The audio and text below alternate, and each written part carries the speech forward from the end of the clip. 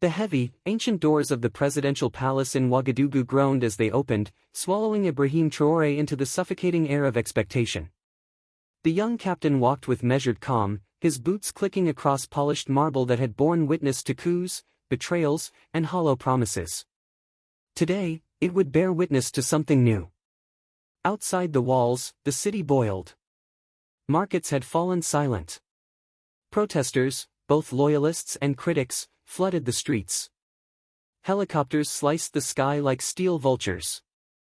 The West had already begun sharpening their words, drafting their condemnations before the ink had dried on reality. Inside the palace, the whispers were worse than the noise outside. Puppet. The word floated like venomous mist through the corridors, coiled in backrooms, and danced off the lips of men who wore polished smiles but hid daggers in their briefcases. "He is too young," said Minister Bako, swirling his tea with unnecessary force, watching the leaves spin like his plots. "A figurehead for the military. A child king whose strings we pull." The others nodded in cautious agreement, pretending they weren't terrified of the young lion they had caged. Traoré knew. He had always known. The stares at meetings. The way his directives were subtly delayed or quietly undermined. The reports that somehow never reached his desk. The European diplomats who ignored him in favor of his ministers. The deals brokered without his consent. And now, the ultimate insult, the cabinet had scheduled an emergency vote of no confidence, against him. The morning air was thick with betrayal as Traoré stood before the full cabinet. Sunlight streaked through high windows, illuminating the polished uniforms and tailored suits of men who had once sworn allegiance to him. Or so he had thought. The General Council chamber, a circular arena of politics and power, had never felt colder. "Captain Traoré," began Minister Bako with theatrical courtesy, "there are grave concerns about the direction of this transitional government. International partners, regional leaders, and even factions within our own military question your ability to lead." He paused, letting the blade twist. "We suggest a reorganization. You would remain a figurehead, of course."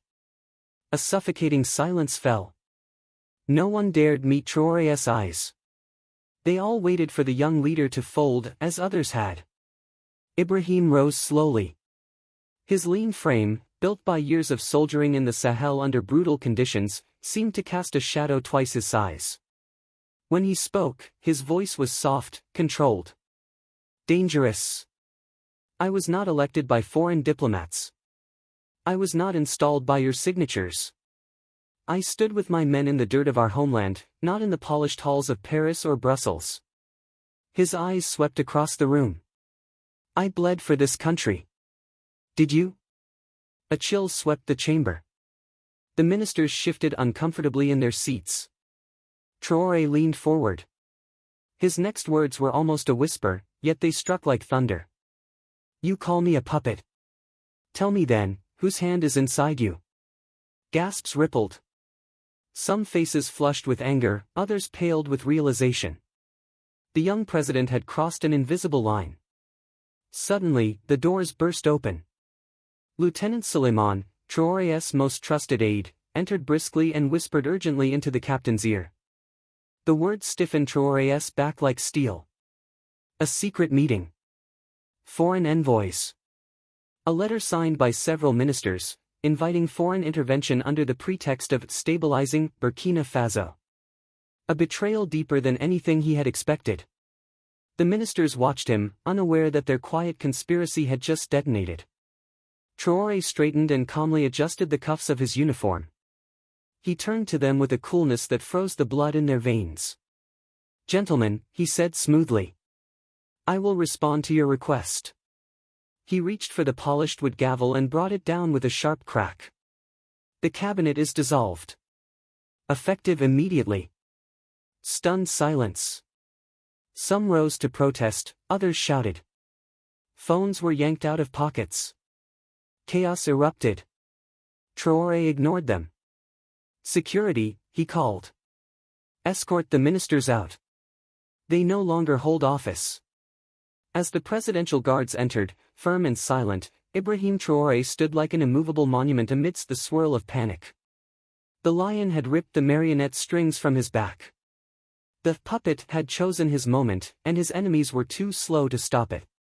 From somewhere outside, the sound of the chanting crowd reached the chamber like a distant drumbeat of destiny. The revolution was no longer just in the streets. It had entered the very heart of power. The doors of the council chamber slammed shut behind the last ousted minister, leaving Ibrahim Traoré in silence. It wasn't the calm of victory. It was the eye of the storm. Lieutenant Suleiman approached quietly, his expression grim. "They will not take this lying down." "I know," Traoré said, running a calloused hand over his short beard. His dark eyes burned with cold intensity. "They're already on the phones. They'll appeal to ECOWAS, the African Union, the French, the Americans. They'll scream illegitimate. Until someone listens." Suleiman hesitated before offering a folded document. "You should see this." Traoré opened the paper. His jaw clenched. A signed communiqué from several now former ministers to an unnamed foreign intelligence service, an invitation to install a stabilization force in Ouagadougou under the pretense of protecting the country from internal chaos. "Traitors," Traoré muttered. Suleiman nodded. "The code name for the operation is Jackal's Hour." The name fit. It felt like jackals snapping at the lion's heels, waiting for him to stumble. That afternoon, Traoré convened an emergency meeting with his inner circle, a small group of men and women who had shared mud, blood, and bullets with him in the trenches of the Sahel. There were no suits in this room. Only scars. Major Adama, tall and broad-shouldered, spoke first. "The capital is tense. Rumors of a coup are spreading. We've doubled security at the palace, but the people are scared." "Scared people are dangerous," added Mariam Diop, head of intelligence. "We've intercepted chatter. The former ministers have hired mercenaries. They're trying to provoke street violence to justify intervention." Traoré absorbed the words silently. The air seemed heavier with every passing second. Finally, he stood. "Let them come." The room fell silent. "I will not back down," Traoré continued. "This government will belong to the people, not to ministers on foreign payrolls. We will outmaneuver them at every turn. We expose their betrayal before they can spin their lies." His voice rose as conviction hardened in his chest. "Mariam, I want the names of every collaborator leaked discreetly to the press. Let the people know who sold them out." "Understood." Adama, lock down the strategic checkpoints. No armed convoys enter or leave Ouagadougou without my personal authorization. "Yes, Captain." Suleiman, send messengers to the villages and provinces. Speak to the chiefs, the elders, the women's councils. Let them know we stand alone now. We stand for them. The old warrior's eyes flickered with pride. "They will stand with you." As night fell over the city, Ibrahim Traoré walked alone onto the palace balcony. Below him, Ouagadougou simmered in uncertainty. Thousands of flickering lights. Some from homes. Others from makeshift fires in the protest camps. Banners waved defiantly in the dark. A voice behind him spoke softly. "You've made enemies," Mariam said, stepping into the moonlight. "Powerful ones." "I've made enemies before," Traoré answered calmly. "But these ones don't wear uniforms." He turned to her, his gaze iron steady. "No. They wear suits. They write reports. They host banquets. They hold pens that have killed more Africans than bullets ever could." Mariam studied him for a long beat. "Do you think the people will stay loyal when the world calls you a tyrant?" A thin, grim smile crossed Traoré's face. "They already called me a puppet." A sudden pop echoed in the distance. A flare. Then another. And another. Dozens of fires bloomed across the city, neighborhoods organizing, ordinary people rallying, refusing to be silenced. Traoré inhaled deeply. "The lion does not answer the jackal's bark," he said. "Tomorrow we show them who owns this land." The faint sound of marching began to rise from the streets. Farmers, workers, students, thousands were coming. The jackals were circling, but they had awoken something far more dangerous. The people. And Ibrahim Traoré would lead them. The dawn arrived with an eerie stillness. The streets of Ouagadougou held their breath. Rumors of tanks, mercenary convoys, and a midnight coup had swept through the capital like wildfire. Markets had shuttered. Schools had closed. The airport was locked down. Inside the presidential palace, the walls felt like they were closing in. Ibrahim Traoré stood at the center of the war room, his commanders tense around him. Radios crackled with coded reports from every corner of the capital. Soldiers loyal to him had secured key government buildings.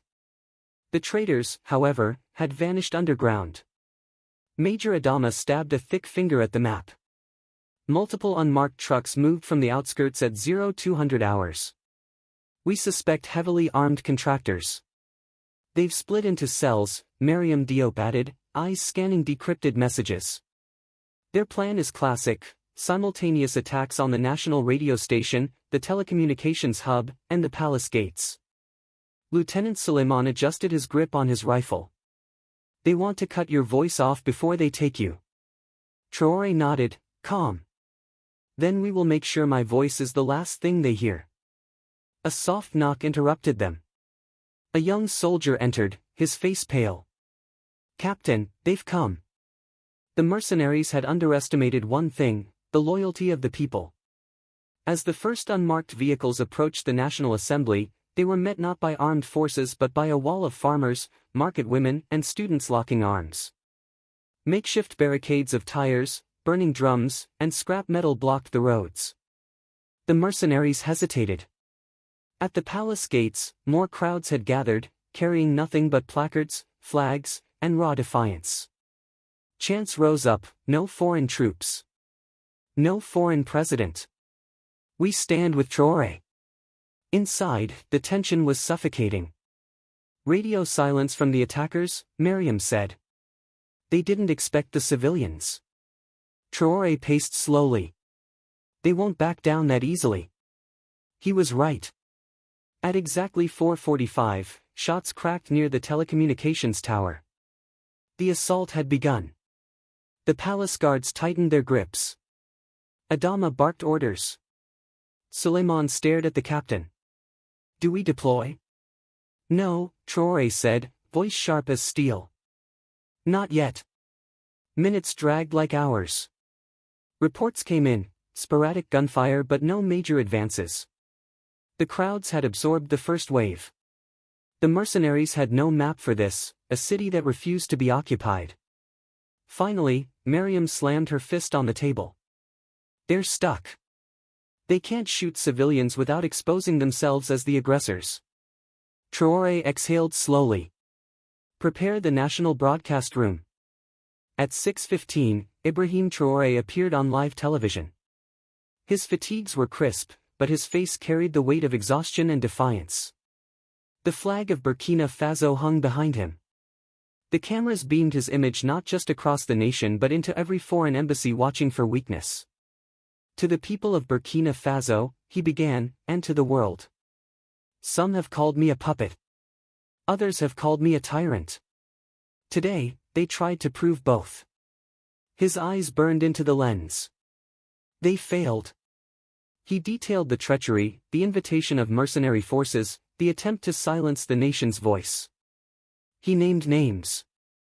He showed the signatures.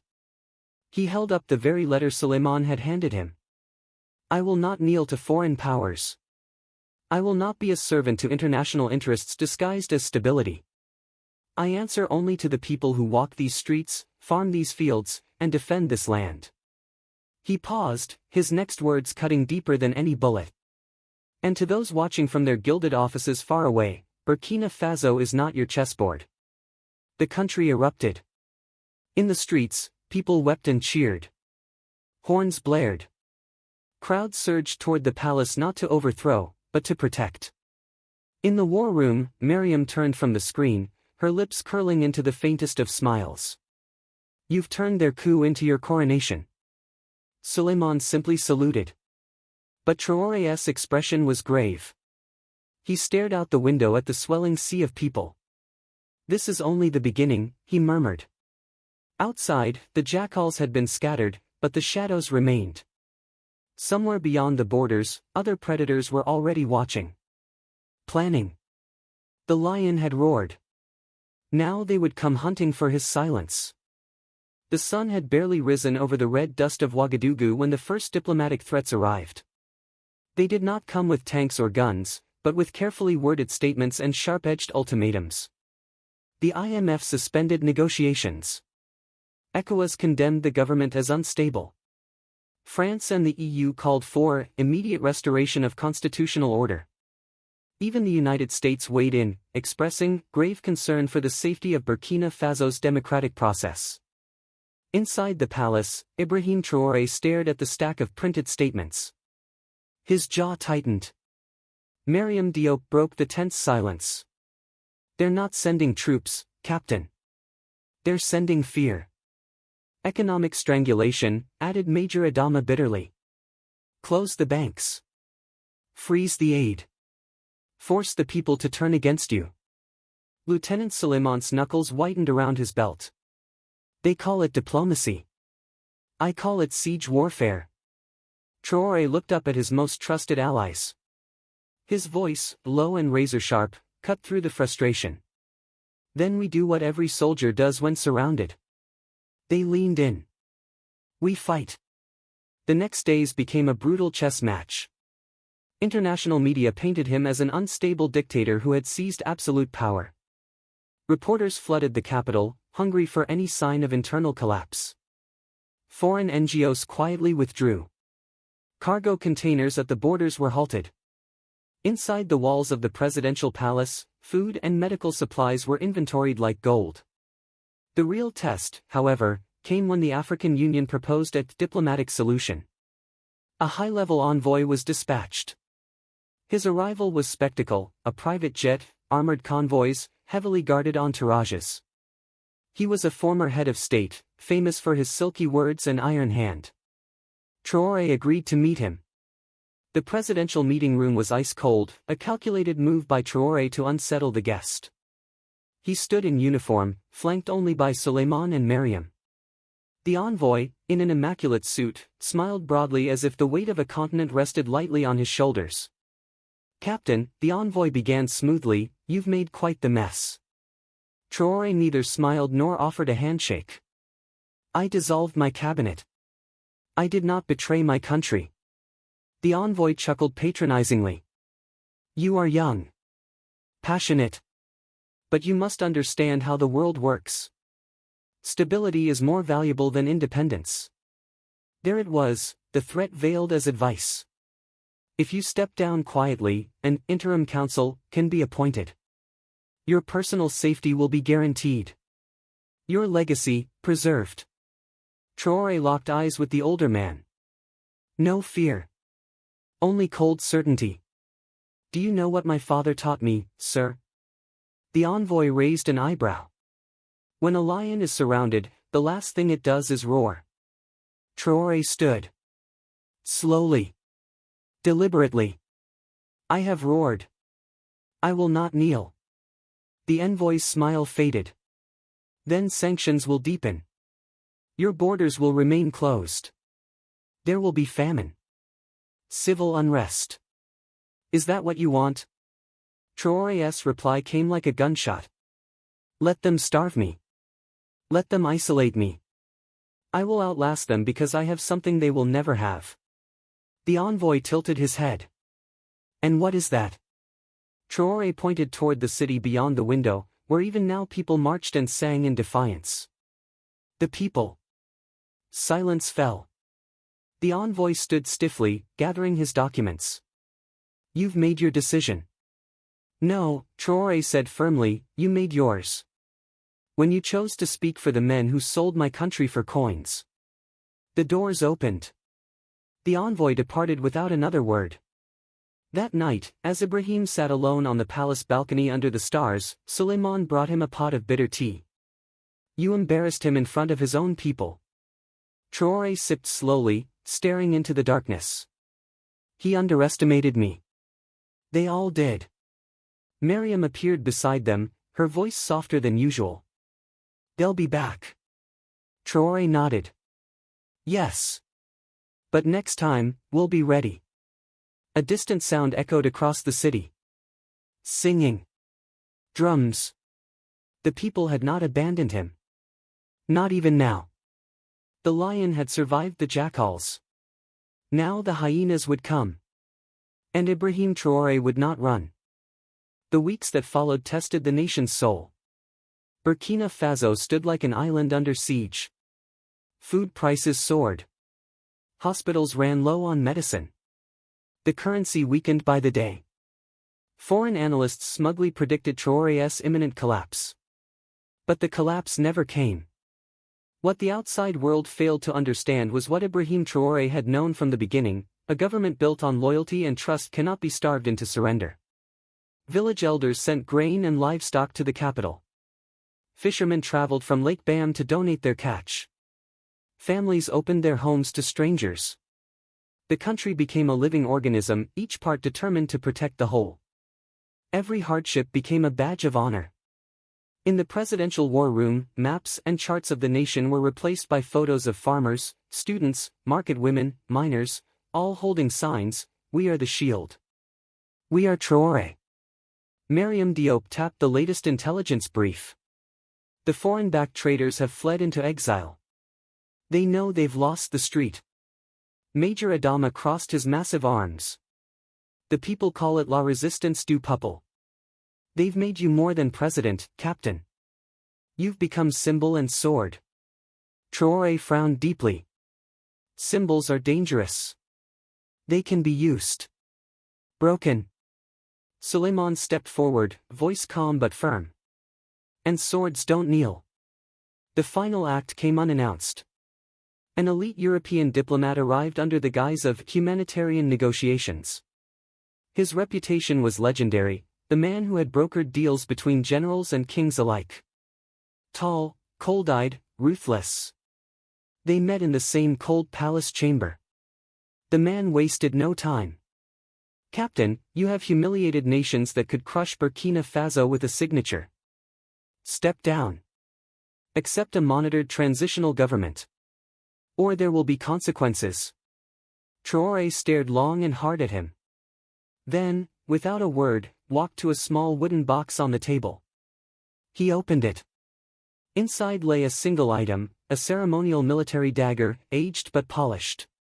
It had belonged to one of Burkina Faso's independence fighters. Traoré slid it across the table to the diplomat. The man frowned. "What is this?" "An offer," Traoré said evenly. "If you want this country, take it the way they tried to take it from us before, by force." The man stiffened. "You're insane."